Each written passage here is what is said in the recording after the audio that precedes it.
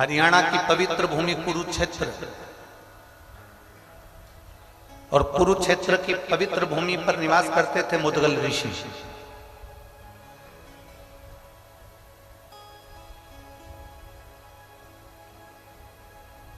जिन मुदगल ऋषि ने शिव भक्ति को अपने जीवन में ऐसा उतारा कि उनके बेटे, उनकी बहू, उनकी पत्नी भी शंकर की भक्ति में रमी रहती थी। और उनका नियम बड़ा भारी था। जैसे तारा बाबा जी का नियम था कि जो मिल गया उसके हिस्से कर कर एक अंश, एक रोटी पाले। उसी तरह मुदगल ऋषि का भी एक क्रम था।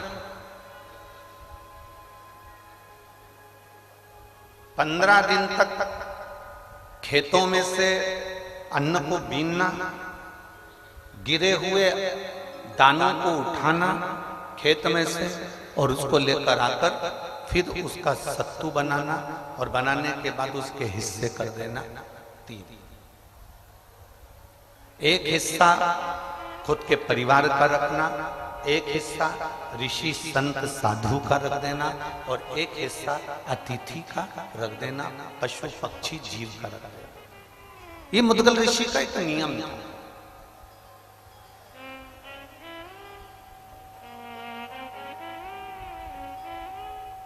ये मुदगल ऋषि का एक नियम बना हुआ। अब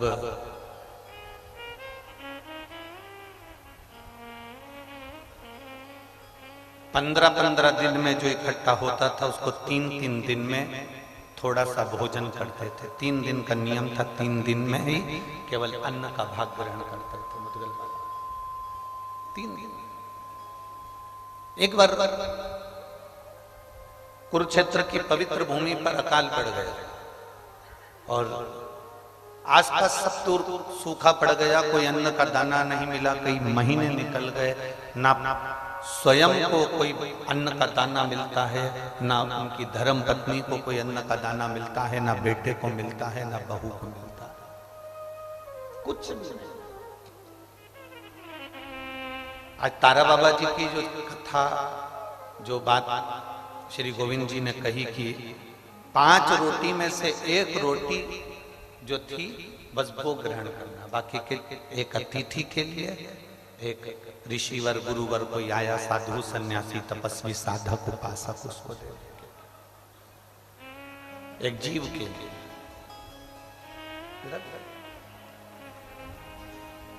मुदगल ऋषि कई महीने निकल गए पर अन्न का कोई दाना नहीं मिला। अपनी भक्ति में रमे हुए हैं, भगवान का गुणगान कर रहे हैं, शिव नाम का जाप कर रहे हैं, भगवान की भक्ति में डूबे हुए हैं, भगवत नाम का स्मरण कर रहे हैं, दिन भर बैठकर भगवत चर्चा कर रहे हैं, उसके सिवाय कुछ नहीं।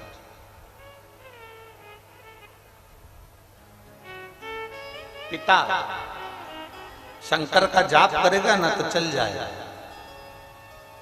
पत्नी पति के पीछे चलती है, इसलिए पति को जाप करता हुआ देखेगी ना तो शंकर की भक्ति में डूब जाएगी, चल जाएगा।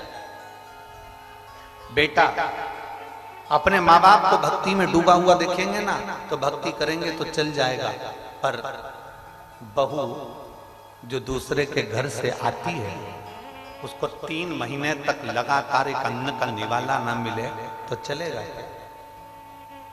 जम के तो बोलो, चलेगा?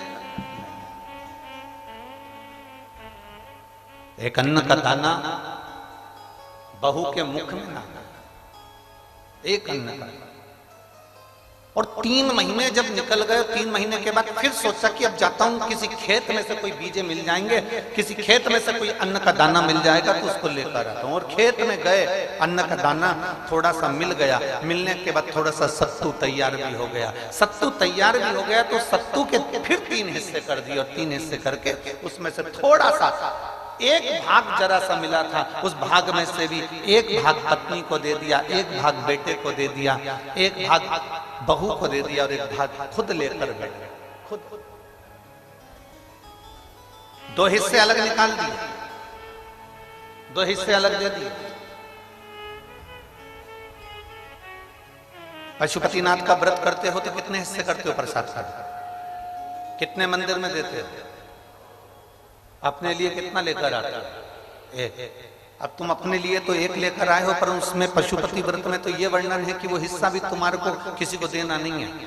पर मुदगल बाबा जो व्रत कर रहे हैं, मुदगल बाबा जो व्रत धारण करे हैं, मुदगल बाबा, मुदगल ऋषि जो व्रत धारण करे हैं, उसमें से 2 हिस्से, एक अतिथि के लिए, एक ऋषिवर के लिए, साधु के लिए, सन्यासी के लिए, जीव के लिए, जलचर, थलचर, वायुचर के लिए रख दिया। एक हिस्सा मुदगल ऋषि ने अपने पास में रखा और उस हिस्से में से भी एक भाग पत्नी को, एक भाग अपने बेटे को, एक भाग अपनी बहू को दे दिया। और इतना इतना सब सत्तू का भाग लेकर बैठे ही थे और हाथ में जल लिया ही था और प्रसाद पाने ही वाले थे। इतनी देर में शिव तो शिव है, शंकर तो शंकर है, ओघड़ी तो ओघड़ी है, शिव दयालु तो शिव दयालु है। और मेरा भोलेनाथ का एक अंश दुर्वासा ऋषि, मेरे शिव के अंश दुर्वासा बाबा उनके दरवाजे पर पहुंच गए। आवाज लगाई, ऋषिवर, ऋषिवर, ए ऋषिवर। मुदगल ऋषि के कानों में शब्द गया, आसन को छोड़ा, प्रसाद को छोड़ा, बाहर गए। कौन आया? दर्शन किए तो दुर्वासा बाबा थे, दुर्वासा ऋषि थे। हाथ जोड़कर निवेदन करा, दुर्वासा बाबा आप आइए, आसन लो, बैठो। बैठाया। आज कैसे आना हुआ?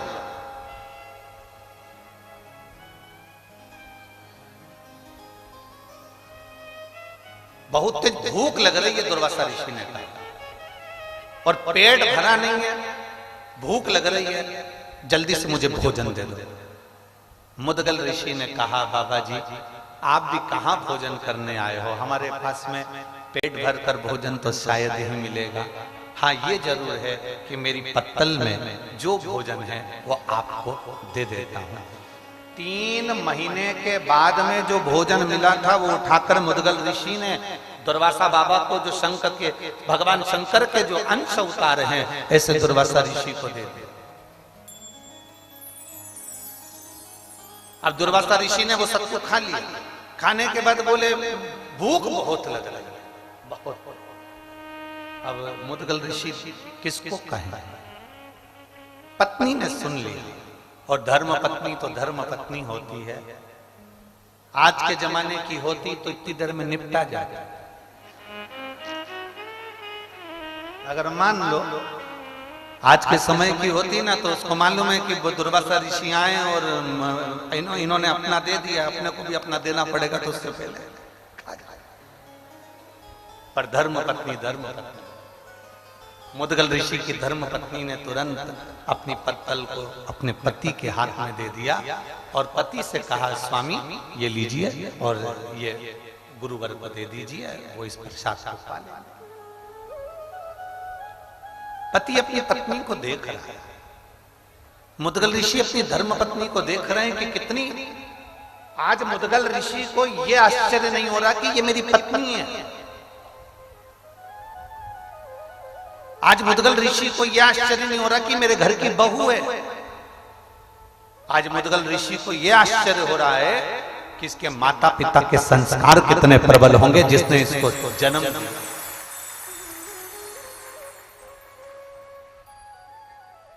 ये माता पिता के संस्कार कितने प्रबल होंगे जिसने इसको जन्म दिया और जिसने इसको ज्ञान दिया, इतना प्रबल ज्ञान जो देकर भेजे हैं।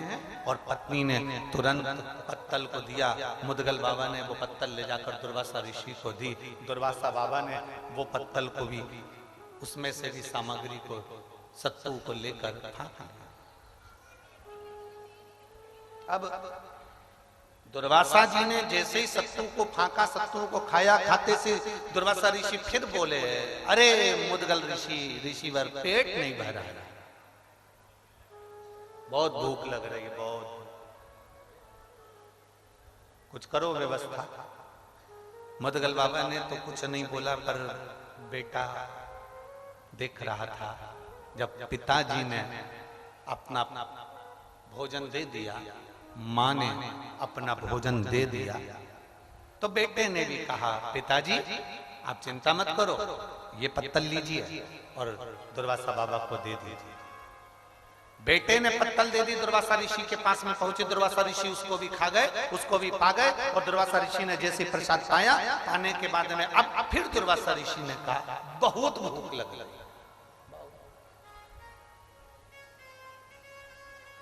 बहुत भूख लग गई। अब मुदगल ऋषि ने हाथ जोड़कर कहा, गुरुवर, जो हमारे पास में था वो हमने आपको दे दिया। मेरी पत्नी के पास में जो था उसने भी आपको प्रसाद में दिया। मेरे बेटे के पास में जो था वो बेटे ने आपको दे दिया। पर मुदगल ऋषि तो कह रहे थे और दुर्वासा जी नैनों से इशारा कर रहे थे कि बहू के पास है, अभी प्रसाद रखा। परीक्षा कैसी लेता है भोलेनाथ। हमने पहले भी कथा में कहा, दुख जब भी आता है ना, तुमको निखारने के लिए आता है। तकलीफ जब भी मिलती है ना, तुमको अच्छा बनाने के लिए मिलती है।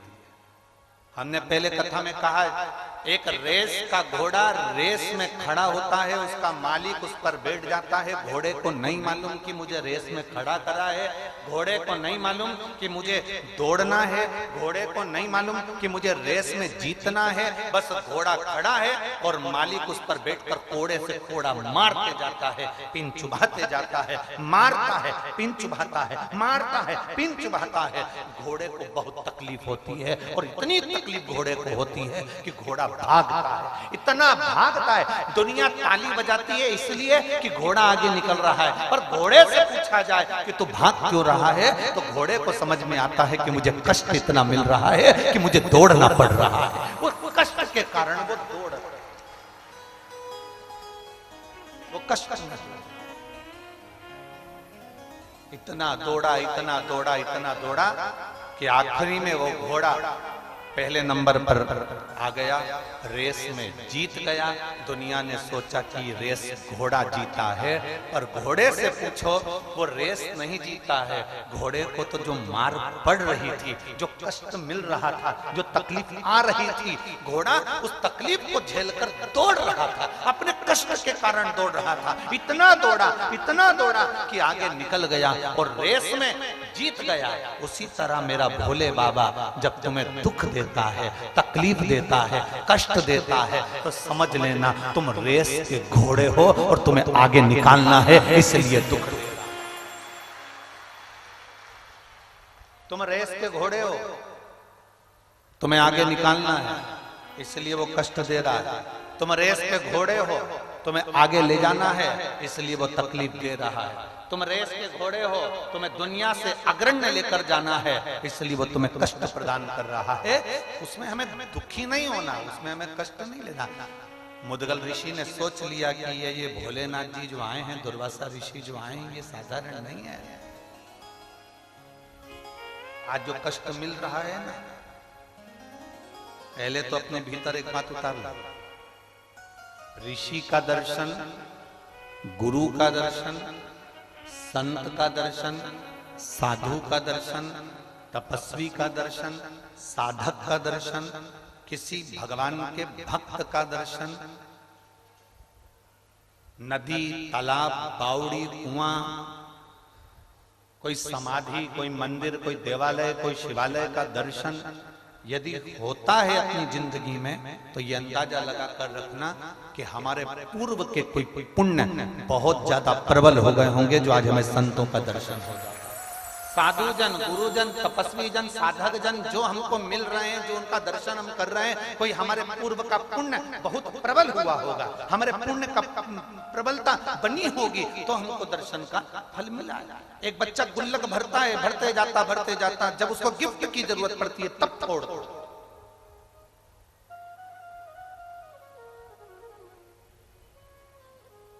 मुदगल ऋषि देख रहे हैं, दुर्वासा जी ने देखा, भूख लगी है ऋषिवर, भूख लगी है, अब मुदगल ऋषि बोले कि प्रभु जो हमारे पास में था दे दिया, अब हम क्या करें? भूख लगी। मुदगल ऋषि ने अपनी बहू की पत्तल पर देखा, बहू का मुख नहीं, बहू की पत्तल पर देखा। क्या देखा बहू की पत्तल पर? कि बहू की आंख से अश्रु उस पत्तल पर टपक रहा।